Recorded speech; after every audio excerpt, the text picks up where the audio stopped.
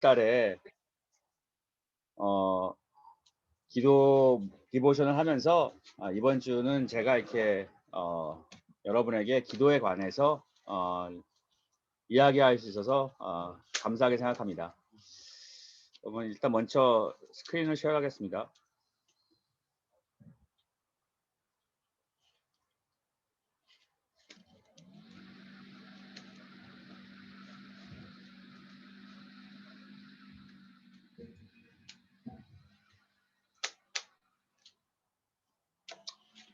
네. 저는 이렇게 6월에 기도 디보션을 시작하고 이렇게 각 바이블톡별로 돌아가면서 준비할 때 이렇게 주기도문에 대해서 기도 얘기를 들었을 때 주기도문에 대해서 이렇게 말하고 한번 이야기해 보고 싶은 생각이 들었었습니다. 사실 어 그래서 오늘 이렇게 준비했는데요. 일단 먼저 제가 주기도문인 마태복음 6장 9절에서 13절 말씀을 읽겠습니다. 마태복음 6장 9절에서 13절 말씀입니다. 그러므로 너희는 이렇게 기도하여라. 하늘에 계신 우리 아버지, 아버지의 이름이 거룩히 여김을 받게 하시고 아버지의 나라가 속히 오게 하소서. 아버지의 뜻이 하늘에서 이루어진 것 같이 땅에서도 이루어지게 하소서. 우리에게 날마다 필요한 양식을 주시고 우리가 우리에게 죄 지은 사람들을 용서해 준 것처럼 우리 죄를 용서해 주소서.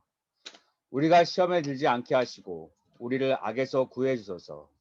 나라와 권세와 영광이 영원토록 아버지 것입니다. 아멘.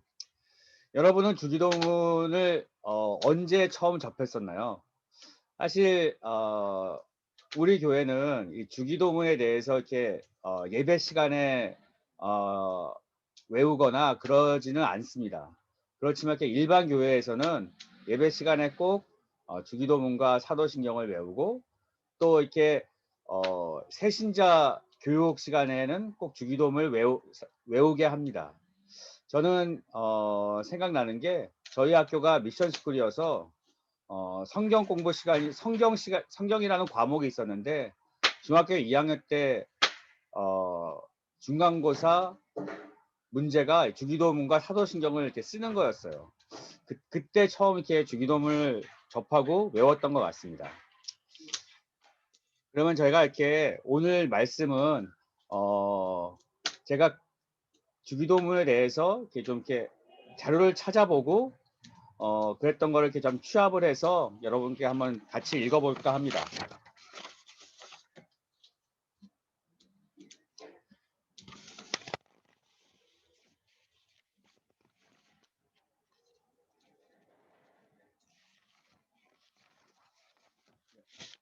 먼저 하늘에 계신 우리 아버지.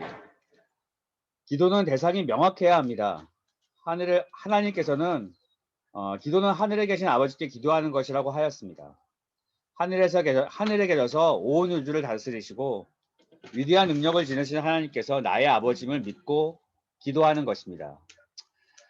대통령이나 재벌회장 아들을 두어도 어깨가 올라가고 다른 사람들이 함부로 못하는데 하늘에 계신 하나님이 나의 아버지라는 것을 우리에게 주어진 하늘에 계신 하늘에 계신 하나님이 나의 아버지라는 것은 우리에게 주어진 최고의 특권입니다. 그리스도인은 하나님의 아버지를 부를 수 있는 특권을 부여받은 사람들입니다. 아버지의 이름이 거룩히 여김을 받게 하시고 거룩히 여김을 받는다는 것은 그 어떤 것과도 비교할 수가 없는 하나님의 영광이 경배를 받으면서 하나님 되심을 인정하고 온 세상에 가득 그분의 이름이 거룩히 여김을 받으시길 바라는 것입니다. 하나님의 이름은 거룩한 것이고 권능과 위엄이 있고 영광에 한이 없으신 분입니다. 우리가 그리스도의 은혜를 온 세상에 알리고 주님의 뜻대로 사람들을 섬기면서 예수 그리스도를 드러낸다면 하나님의 이름은 거룩히 여김을 받으실 것입니다. 아버지의 나라가 속히 오게 하소서. 주기도문은 한 문장이 계속해서 이어지는 구조입니다. 나라가 속히 오게라는 기도는 죄로 인하여 사탄에 의해 지배된 세계에 하나님의 나라가 오셔서 그리스도가 전파되어 죄의 잣을 끊고 주님의 말씀이 온 세상에 퍼져서 사탄의 결박을 벗어버리고 이 땅에 하나님의 나라가 완성되기를 기도하는 것입니다. 하나님의 나라는 그리스도와 함께 있는 것입니다. 아버지의 뜻이 하늘에서 이루어진 것 같이 땅에서도 이루어지게 하소서. 하나님의 뜻은 언제나 이루어집니다. 하나님의 뜻은 그리스도인들이 순종하기 위하여 노력해야 하는 것입니다. 말씀과 정반대로 살면서 복만 구하는 것은 하나님을 기만하는 것일 수 있습니다. 우리에게 날마다 필요한 양식을 주시고, 주기도문은 하나님과의 관계를 바로 한 후에 우리에 관련된 것을 다루게 됩니다. 하나님과의 관계를 바르게 한 후에 우리는 하루를 살아갈 양식을 구할 수 있습니다. 하나님은 필요를 채우시는 분이기 때문에 믿기만 한다면 어떠한 염려에서도 벗어날 수 있습니다. 일용할 양식과 가장 유사한 것은 구약의 만나일 것입니다. 만나는 매일마다 내려왔습니다. 하루 먹을 양식만 내려왔기 때문에 사람들은 하나님을 의지할 수밖에 없었을 것입니다. 우리가 우리에게 죄 지은 사람들을 용서해 준 것처럼 우리의 죄를 용서해 주소서. 성숙한 인격은 한 번에 이루어지지 않습니다. 구원받은 사람들이라고 하더라도 옛 자아가 자신을 죄에 빠지게 하기 때문에 하나님의 말씀을 순종하지 못한 부분은 회개하고 주님께 가까이 가야 합니다. 회개의 기본 자세는 다른 사람들을 용서하는 것입니다. 은혜를 받은 사람은 자신을 통해서도 주님의 은혜가 흘러가게 해야 합니다. 예수님께서는 예물을 드리기에 앞서서 형제와 먼저 화목한 것이 중요한 것이라고 말씀하셨습니다. 마태복음 5장 23절에서 24절을 보면 그러므로 제단에 예물을 드리다가 형제에게 원망 들을 만한 일이 생각나거든 예물을 제단 앞에 두고 먼저 가서 내 형제와 화해하라. 그리고 와서 예물을 드려라. 우리의 마음 속에 있는 쓴 마음을 없애고 깨끗하게 한 다음에 한 후에 우리는 하나님과 교제할 수 있는 것입니다. 우리가 시험에 들지 않게 하시고 하나님은 사람을 시험하지 않습니다. 성경에서 시험이란 단어는 유혹이라는 단어와 테스트라는 단어를 구별해야 합니다.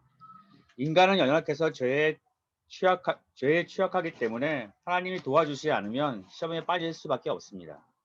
매일매시에 찾아오는 사탄의 유혹과 시험을 하나님의 능력과 은혜가 아니면 살아갈 수 없습니다. 우리는 우리 자신의 연약함을 인정하고 하나님께 겸손하게 도움을 구하고 받는 참된 크리스찬이 되어야 합니다. 우리를 악에서 구해 주소서. 성경에서 악으로 나오는 것은 사탄, 죄악된 세상 등이 있습니다. 인간은 언제든지 악에 빠질 수 있습니다. 하나님의 보호하심이 없이는 하루라도 온전히 살 수 없는 것이 인간입니다. 죄는 하나님과 우리를 분리시키는 무서운 것입니다. 아담이 에덴 동산에서 뱀의 유혹에 빠져서 넘어졌을 때 그 결과는 너무나 참혹했습니다. 기도하지 않으면 악에 빠지지 않을 수 없습니다. 나라와 권세와 영광이 영원토록 아버지의 것입니다. 기도를 마무리하면서 모든 것을 하나님께 영광을 돌려야 합니다. 아무리 일을 많이 하더라도 자신에게 영광을 돌리는 사람은 하나님을 모욕하는 것입니다. 인간은 아무런 공로가 없고 모든 것을 주관하시는 분은 하나님이십니다. 모든 공로를 하나님께 드리지 않는 태도는 기도의 자세가 전혀 되어 있지 않은 것입니다. 이렇게 주기도문을 대해서 간단하게 살펴보았습니다. 우리의 기도가 얼마나 많이 부합되고 있는지 생각해 볼 필요가 있을 것 같습니다. 하나님의 말씀은 시대와 환경과 상관없이 보편적으로 적용되는 진리입니다. 예수님께서 가르쳐 주신 이 기도의 가르침을 평생 간직하며 적용하는 사람이 되길 진심으로 기도합니다. 오늘 이렇게